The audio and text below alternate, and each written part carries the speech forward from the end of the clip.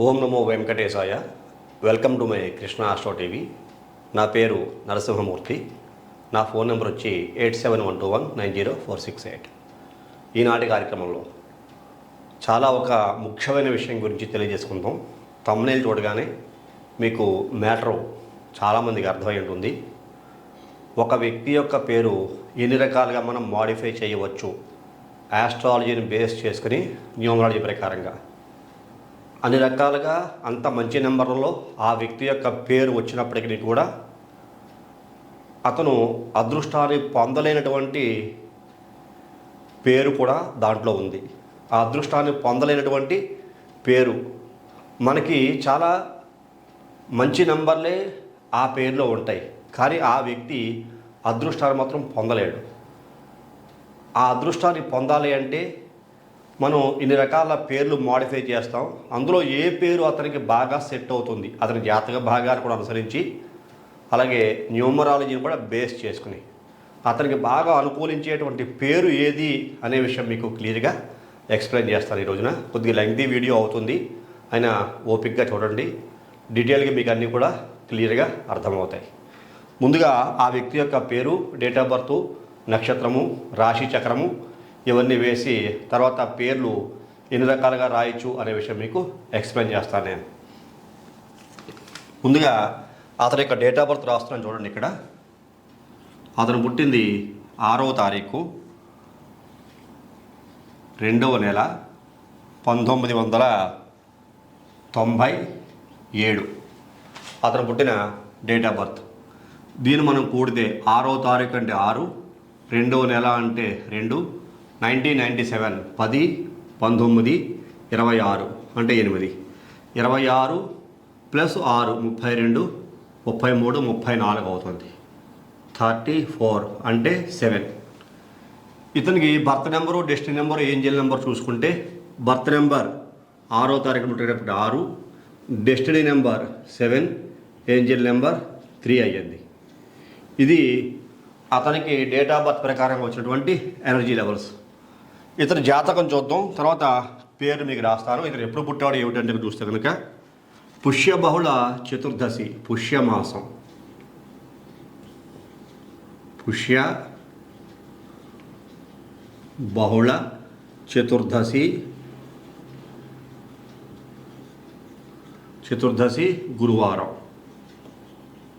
గురువారం ఇతను పుట్టడం జరిగింది. మరి ఇతను ఏ నక్షత్రంలో పుట్టాడు? శ్రవణ నక్షత్రం, జన్మ నక్షత్రం. శ్రవణ నక్షత్రం మకర రాశిలో పుట్టడం జరిగింది. ఈ శ్రవణ నక్షత్రం మకర రాశిలో పుట్టిన ఇతనికి ఇక్కడ మీకు చూసుకుంటే పుష్యమాసము బహుళ చతుర్దశి అంటే అమావాస్యకి దగ్గరలో పుట్టాడు కాబట్టి ఇతనికి చంద్రబలం ఏదైనా ఉందా? చంద్రబలం అంటే కనుక 0, ఏమీ లేదు.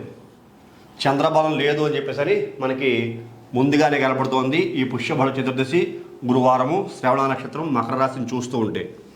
మరి ఇతను పుట్టిన లగ్నం ఏమిటి చూసుకుంటే కన్యా లగ్నంలో పుట్టాడు ఇతను. కన్యా లగ్నం. ఇక్కడ మీకు జాతక చక్రం వేస్తాను చూడండి. మీకు చాలా డీటెయిల్గా క్లియర్గా అర్థమవుతుంది ఏ వ్యక్తి యొక్క పేరైనా ఎందుకు ఇలా మార్చాల్సి వస్తుంది అని డీటెయిల్గా ఎక్స్ప్లెయిన్ చేస్తాను. దీనినే రాశి చక్రం అని చెప్పుకుంటూ ఉంటాం. ఇతను రాశి చక్రంలో లగ్నంతో చూసుకుంటే గ్రహస్థితులు, ఇతను కన్యా లగ్నం చెప్పాను కదా, కన్యా రాశి యందు కుజుడు, రాహువు ఉన్నారు. తర్వాత పంచగ్రహ కూటమి మకర రాశిలో ఉంది. రవి, అలాగే చంద్రుడు, అలాగే బుధుడు, గురుడు, శుక్రుడు, 5 గ్రహాలు ఒకే స్థానంలో మకర రాశిలో ఉన్నాయి. తర్వాత శని, కేతువులు ఈ స్థానంలో ఉన్నాయి మీనరాశి యందు. ఇక్కడ మీకు 9 గ్రహాలు వచ్చేసి చూడండి. 5, 6, 7, 8, 9 గ్రహాలు వచ్చేసాయి. ఇతను పుట్టింది కన్యా లగ్నం అని చెప్పాను మీకు. ఇదిగో ఇది కన్యా లగ్నం 1, ఇదిగో 2, 3, 4, 5, 6, 7, 8, 9, 10, 11, 12. లగ్నాలతో చూసుకుంటే ఇలాంటి పరిస్థితులు కనపడుతున్నాయి. రాశివశాత్తు మకర రాశిలో పుట్టాడు కదా, ఇక మకర రాశి 1 2 3 4 5 6 7 8 9 10 11 12. రాశి నుంచి చూసుకుంటే మనకి 9వది లగ్నం అయింది. లగ్నం నుంచి చూసుకుంటే 5వది రాశి అయింది. ఈ రెండు మిత్రక్షేత్రాలు అయిన కారణం చేత షష్టాష్టక దోషం కానీ ఇక్కడ లగ్న రాశ్యాధిపతుల యొక్క వైరం కానీ ఎక్కడా కనిపించట్లేదు. ఇది చాలా ఫైన్, చాలా బాగుంది అని చెప్పుకోవచ్చు. గ్రహాల యొక్క స్థితిగతులను బట్టి అతనికి ఎటువంటి పరిస్థితులు ఉంటాయి, అతను ఎలాంటి ప్రాబ్లమ్స్ ఫేస్ చేస్తాడు అనే విషయాల గురించి మనం తర్వాత మాట్లాడుకుందాం. ఇక్కడ మనకి యోగించే గ్రహాలు ఏమిటో చూడాలి. కంప్లీట్ ఇలాంటి హారోస్కోపు నవాంశ కూడా చూశాను నేను. అన్ని జాతక పరిశీలన చేస్తే ఈ వ్యక్తికి ఈ శ్రవణ నక్షత్రం అలాగే కన్యా లగ్నంలో పుట్టిన ఈ వ్యక్తికి, మకర రాశిలో పుట్టిన వ్యక్తికి బాగా యోగించే గ్రహాలు ఏమిటంటే కన్యా లగ్నాధిపతి బుధుడు, అలాగే కన్యా లగ్నానికి 10వ కేంద్రాధిపతి అంటే మిథున రాశి. ఇక్కడ బాగా యోగించే గ్రహము బుధ గ్రహం. ఇంకో గ్రహం కూడా ఉంటుంది, ధన కుటుంబ వాక్కారకుడు భాగ్యాధిపతి. ఇలా చూసుకుంటే మీకు ఈ కారకత్వ గ్రహం కూడా శుక్రుడు బాగా యోగిస్తాడు. ఈ రెండు గ్రహాలు చాలా చాలా సూపర్గా చెప్పుకోవచ్చు. ఎక్సలెంట్. ఈ రెండు గ్రహాలు చాలా అద్భుతంగా యోగిస్తాయి. ఇలా పుట్టిన ఈ వ్యక్తికి లగ్నాత్తు మరి రాశివశాత్తు ఇక్కడ మకర రాశికి 1 2 3 4 5 పంచమాధిపతి చూసారా, కోణాధిపతి 6 7 8 9 10 రాజ్యాధిపతి, కోణాధిపతి కేంద్రాధిపతి. ఇక్కడ శుక్రుడు సూపర్గా యోగిస్తాడు మకర రాశి వాళ్ళకి. అలాగే కేంద్రాధిపతి భాగ్యాధిపతి చూసారా, 1 2 3 4 5 6 7 8 9.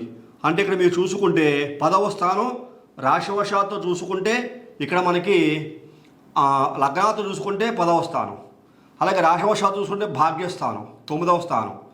ఈ స్థానానికి ఆధిపత్యం వహించిన భాగ్యాధిపతిగా ఉండేటువంటి బుధుడు చాలా ఎక్సలెంట్గా ఈ జాతకునికి యోగిస్తాడు అని చెప్పుకోవచ్చు మనం. మరి మిగతా గ్రహాలు ఏమి యోగించవా? యాక్చువల్గా ఇతనికి చాలా ఇంపార్టెంట్ ప్లానెట్ పాపగ్రహమైన ఇక్కడ 7వ లాభాధిపతిగా ఉండేటువంటి చంద్రుడు చాలా మంచి చెయ్యాలి. కానీ ఇక్కడ చంద్రబలం 0 అయిపోయింది. 0 అయిపోయిన కారణం చేత చంద్రుడు వీక్ అయిపోయాడు. మరి ఇతనికి రవి యోగించడా? లగ్నానికి వ్యయాధిపతి, రాశివశాత్తు అష్టమాధిపతి రవి అసలు యోగించడం మైనస్. అసలు రవిని తీసుకోకూడదు.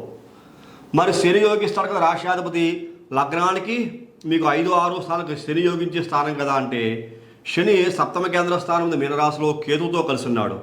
శని ఇక్కడ వీక్ అయిపోయాడు కాబట్టి శనిని కూడా మనం కన్సిడర్ చెయ్యం. ఓవరాల్గా ఈ లగ్నానికి ఈ రాశికి చూసుకుంటే బుధ శుక్రులు మాత్రమే యోగకారక గ్రహాలు, కానీ వేరే గ్రహాలని యోగకారక గ్రహాలుగా తీసుకోం. మళ్ళీ ఇక్కడ ఇతనికి గురుడు నీచస్థానగతుడై ఉన్నాడు. అది ఒక మైనస్ పాయింట్. మళ్ళా లగ్నాతు చతుర్థాధిపతి 7వ కేంద్రాధిపతి నీచస్థానగతుడై ఉన్నాడు. అంటే ఇక్కడ యోగాలు కూడా కొన్ని ఉన్నాయి. బుధ శుక్ర కలయిక, రవి బుధ కలయిక మంచి యోగాన్ని కలిగిస్తూ ఉంటుంది. ఇక్కడ మీకు లగ్నానికి 5వ స్థానం నందు నీచస్థానగతుడైన చతుర్థాధిపతి 7మాధిపతి అయిన గురుడు 5వ ఇంట నీచభంగ రాజయోగము అంటాం. నీచభంగ రాజయోగం ఇది మనకి ఆస్ట్రాలజీలో వస్తూ ఉంటుంది. లగ్నానికి మీకు చతుర్థ కేంద్రాధిపతి పాపగ్రహం, శుభగ్రహం అయితే కాదు. అయినప్పటికీ నీచత్వం పొందిన కారణం చేత, అది శుభగ్రహం అయిన కారణం చేత ఇక గురుడు నీచ స్థానంలో శుభ ఫలితాలు ఇస్తాడు. దాని నీచభంగ రాజయోగం అంటాం. అది ప్లస్ పాయింట్ మళ్ళీ గురుడు ఈ లగ్నానికి.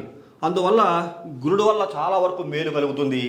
అమావాస్య చంద్రుడైనా సరే ఈ గురు చంద్రుల యొక్క కలయిక ఎంతో కొంత యోగాన్ని కలిగిస్తుంది. లగ్నానికి లాభాధిపతి పాపగ్రహం చంద్రుడైనప్పటికీ రాశివశాత్తు 7మాధిపతి ఈ యొక్క చంద్రుడు గురుడితో కలిసి ఉన్న కారణం చేత, ఈ గురుడికి నీచబట్టిన కారణం చేత యోగమే కలుగుతోంది. దాని కారణం చేత ఈ గ్రహాలు బుధుడు గురుడు చంద్రుడు శుక్రుడు యోగిస్తున్నారు, ఎక్సెప్ట్ రవి తప్ప. రవి ఒకడు మాత్రం యోగించడం. రవి ఎందుకు పనికిరాడు. ఇక్కడ గురుడితో కలిసి ఉన్న రాశివశాత్తు అష్టమాధిపతి, లగ్నాన్ని చూసుకుంటే వ్యయాధిపతి. ఇక్కడ రవి గురుడు కలయిక ఉన్న అక్కడ మనకి వేస్ట్, ఉపయోగం లేదు. గురుడు మాత్రం వీక్ అయిపోయాడు. అసలు గురుడితో మనకి రవితో పనే లేదు. రవి అనేటువంటిది ఇక్కడ కంప్లీట్గా 0 అయిపోయాడు సూర్యుడు. కాబట్టి ఈ పేరు ఏమిటి? ఈ పేరు ఎన్ని రకాలుగా మాడిఫై చేయొచ్చు, ఇలాంటి జాతకులకి ఎన్ని రకాలుగా మాడిఫై చేస్తే ఈ వ్యక్తికి అభివృద్ధి ఉంటుంది అనే విషయం తెలియజేస్తాను మీకు. అసలు ముందర ఇతని పేరు ఏంటి చెప్తాను మీకు. విశ్వనాథ్. VISHWANATH.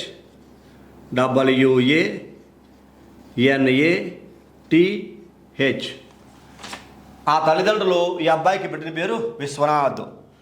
ఇది ఎన్ని అక్షరాల్లో ఉంది? 1 2 3 4 5 6 7 8 9 10. 10 అక్షరాల్లో ఉంది. 10 అంటే చెప్పాను కదా మీకు, రవి బలం. ఇక్కడ మీకు 10 అక్షరాల్లో పేరు ఉండకూడదు. రవి బలంతో ఈ వ్యక్తికి పేరు రాకూడదు అసలు. దీన్ని మనం కంప్లీట్గా ఎనాలిసిస్ చేసామనుకోండి, వచ్చే పవర్ ఎంత అని చూస్తే ఇక్కడ 37 ఇది చాల్డియన్ సిస్టంలో, మళ్ళా మీకు 44 ఇది పైథాగరస్ సిస్టంలో. మరి ఇతనికి పిరమిడ్ ఏ వ్యక్తికైనా చాలా కీ రోల్ పోషిస్తుందని చెప్తుంటాను నేను. పిరమిడ్ 77 ఇది 5లో ఉంది. ఇది చూసుకుంటే 8లో ఉంది శని. ఇది చూసుకుంటే 1లో ఉంది. ఇలాంటి ఎనర్జీస్ ఈ వ్యక్తికి ఎటువంటి కరెక్షన్ లేకుండా బై బర్త్ పెట్టిన పేర్లో ఉన్నాయి. మరి ఉండొచ్చా ఉండకూడదా? 77 5 బుధుడు యోగిస్తాడని చెప్పాను కదా, మంచిదే. పిరమిడ్ 77 రావడం ఈ వ్యక్తికి చాలా మేలులు చేస్తూ ఉంటుంది. ఈ 77 ఈ వ్యక్తి యొక్క జీవితాన్ని పరిపూర్ణం చేస్తూ ఉంటుంది. అయినా మరి 37 ఉండకూడదు. నేను జాతకాన్ని పరిశీలించిన తర్వాత 37 మ్యాక్సిమం చాలా వరకు ప్రిఫర్ చేయను. 27 37 73 అలాగే 72 అలా చూసుకుంటూ ఉంటే ఈ జాతకాలు చూడ ఇక్కడ చూసారా, శనికేతువులు. 7 అంటే మళ్ళీ మనకి కేతువు, 3 అంటే గురుడు నిజస్థానం. కేతువు చూసుకుంటే గురుడు ఇంట్లో ఉన్నాడు. అసలు 37 రవి కూడా బాగోని కారణం చేత, ఈ 3 గ్రహాలు బాగోని కారణం చేత 37 అనేటువంటిది ఇతను పెట్టకూడదు. 10 అక్షరాల్లో పేరు పెట్టకూడదు. చూసారా, 44 శాటర్న్.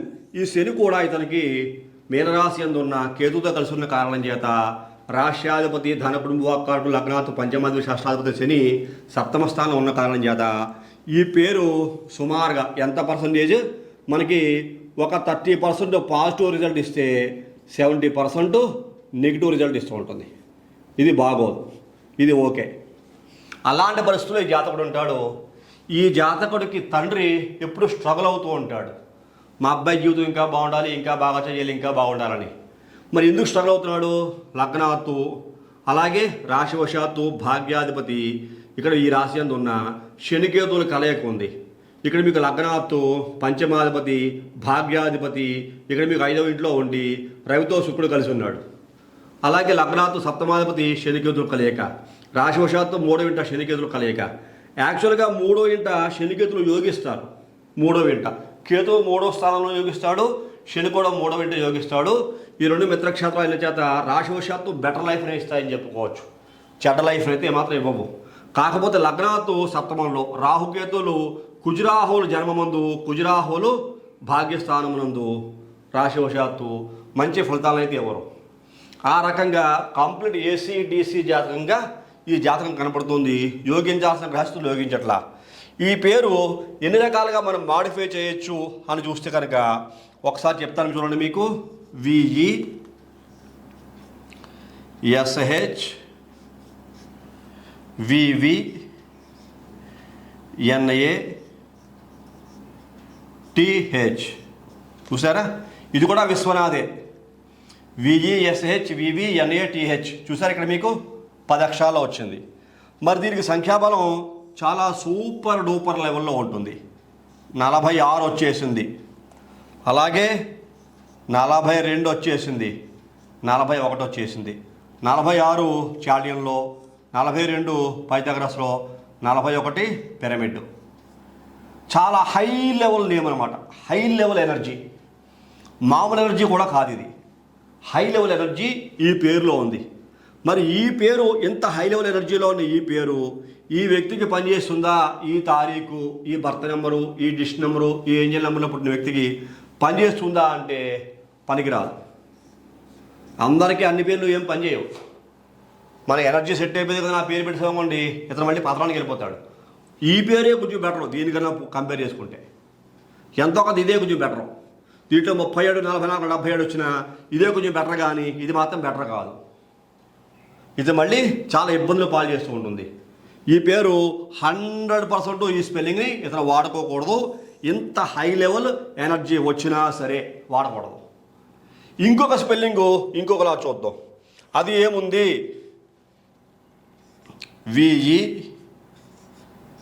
ఎస్హెచ్ విఏ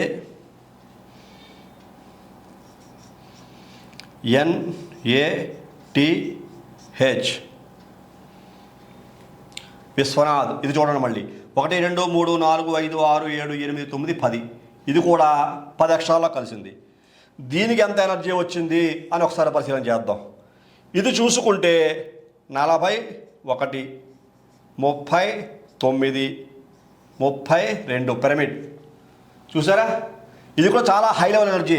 41 చాలియను, 39 పైథాగరస్, 32 మనకి పిరమిడ్. ఇది కూడా చాలా హై లెవెల్ ఎనర్జీ. 41 అంటే 5 బుధుడు వచ్చాడు, 39 అంటే 3 గురుడు వచ్చాడు, 32 అంటే 5 బుధుడు వచ్చాడు. 10 అక్షరాల పేరు. ఇది కూడా చాలా చాలా high level energy name, excellent name. మరి ఇతను పనిచేస్తుందా? పెట్టకూడదు, పనిచేయదు. ఈ పేరు పెట్టినా ఈ వ్యక్తికి పనిచేయదు. ఈ వ్యక్తి బాగుపడ్డాం. ఎందుకు ఈ వ్యక్తి బాగుపడ్డో, ఈ పేరు ఇట్లాగా ఈ వ్యక్తికి ఎందుకు ఉండకూడదు? మరి ఏ స్పెల్లింగ్ పనిచేస్తుంది?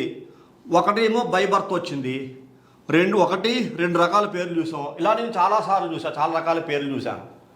మరి ఏది ఇతనికి బాగా సెట్ అవుతుంది అనక మీకు ఆన్సర్ ఇచ్చేసా ముందు. బుధుడు శుక్రుడు మాత్రమే ఇతని జీవితంలో ఒక స్థిరమైనటువంటి అభివృద్ధిని, మంచి జీవితాన్ని అన్ని ఆస్పెక్ట్స్లోనూ కూడా ఏ కోణంలోంచి చూసినా ఈ యొక్క రాశి చక్రమే కానీ, లగ్నాతు కానీ, రాశివశాత్తు కానీ, నవాంశలో కానీ, షోడశ చక్రాల్లో కానీ, ఆల్ ఆస్పెక్ట్స్, ఆల్ యాంగిల్స్, న్యూమరాలజీలో ఉన్న అన్ని పద్ధతులు కూడా, అన్ని పద్ధతులు మనం క్యాల్కులేట్ చూస్ చేస్తే ఈ వ్యక్తి, ఇలాంటి వ్యక్తులకి చాలా జాగ్రత్తగా ఆలోచించి పేరు పెట్టాలి. ఆవేశపడిపోయి నేనైతే పెద్ద గొప్ప న్యూమరాలజిస్ట్ని కదా, 46 వచ్చేసింది, 42 41 వచ్చేసింది, నువ్వు టాప్ లెవెల్కి వెళ్ళిపోతావు అంటే పప్పులో కాలేసినట్టే. ఇతని జీవితం చంగనైపోతుంది. మనకి గొప్పవి, మనకు 46 చాలా టాపు, ఇతనికేమో శాపం. మనకు 42 టాపు, 41 టాపు. ఈ కాంబినేషను ఇతనికి శాపం, ఇతనికి పనిచేయదు. ఇది వేరే వాళ్ళకి పనిచేస్తాయి, వేరే వాళ్ళకి పనిచేస్తాయి. దానికి వేరే కాంబినేషన్స్, వేరే గ్రహస్థితులు ఉంటాయి, వాళ్ళకి హై లెవెల్లో పనిచేస్తాయి, ఖచ్చితంగా పనిచేస్తాయి. ఇతర మాత్రం పనిచేయవు. మరి ఇతనికి పెట్టిన స్పెల్లింగ్ ఏమిటి, ఏ స్పెల్లింగ్ పెడితే ఇతను బాగా సెట్ అవుతుంది అని ఒక్కసారి చూసాం అనుకోండి. ఆ స్పెల్లింగు నేను మీకు ఇక్కడ రాస్తాను చూడండి. విశ్వనాథ్, VISH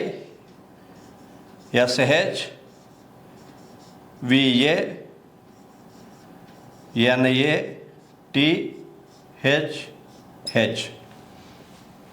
అంతే, సింపుల్. VISHVANATHH.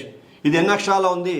1 2 3 4 5 6 7 8 9 10 11. 11 అక్షరాల్లో ఉంది. 11 అంటే 2. 2 సూర్యులు కలిపితే ఒక చంద్రుడు వచ్చాడు. డైరెక్ట్గా చంద్రవరం రాలేదు. ఇతనికి సంఖ్యాబలం ఎలా కుదిరింది అని ఒక్కసారి మనం చూసామనుకోండి.